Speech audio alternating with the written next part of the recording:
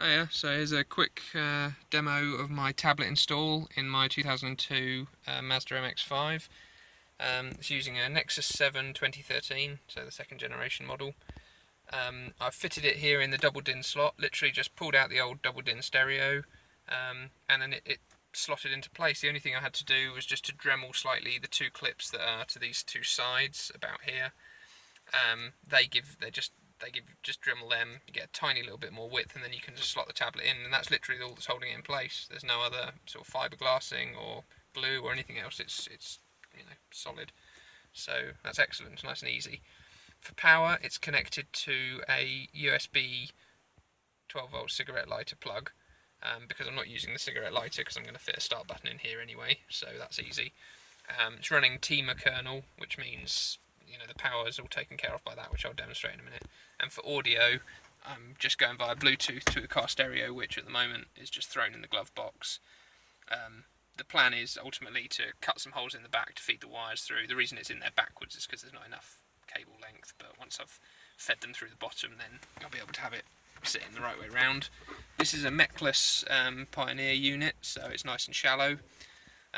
It's an... gonna focus?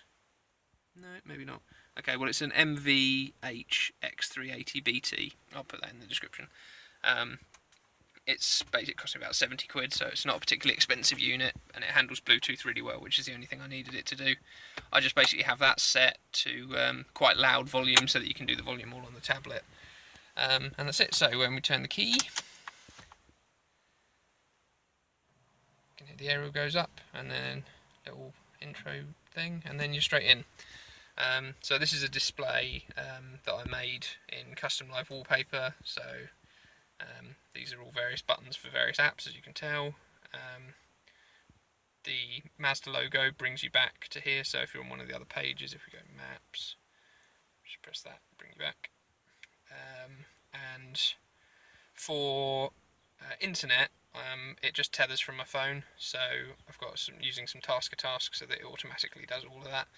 So if you need, using TuneIn to get radio on the go through the internet, obviously it does that. As you can hear, music starts as soon as it's connected to the stereo. So look at the music page. There you go, volume. There we go. So that's basically a bit of bare naked ladies. So yeah, that's that side of things. We'll just pause that. Go back to the main page. You see I've got Torque installed. I've also fitted an OBD dongle, which we go over here,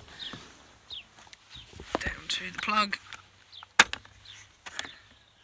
There you go, you can just about see it. The one I've got has actually got an on-off switch on it, because a lot of them don't switch off, they just sit there using battery power the whole time they're plugged in. So rather than get one of those and have to unplug it when I don't want to use it, I've got that, and I've cut out the fuse box here, just cut the hole there so that you can reach in and just press the power button. So if you want it on, you just reach in, turn it on, and then fire up Torque, and you get all your diagnostics. So that's quite easy. And then when you turn the key off, get a little shutdown video that I put on, and then it goes off.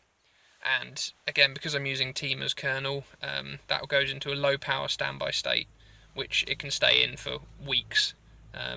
But it's a standby, which means when we go back on again, it will go straight back on, so you'd have to wait for it to boot back up or anything. So straight in. So that's good. It's also got a cool down time, so if you turn the key off and it starts to go, but then you want to go back on, you turn it back on, you'll see it says abort, and then it comes back. So you don't have to, when you crank the engine, for example, because you get a moment where the power goes off, if you didn't do anything about it, let's just pause that.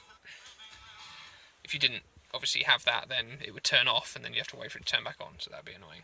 So that's a handy feature. That's about it, really. Any questions, let me know.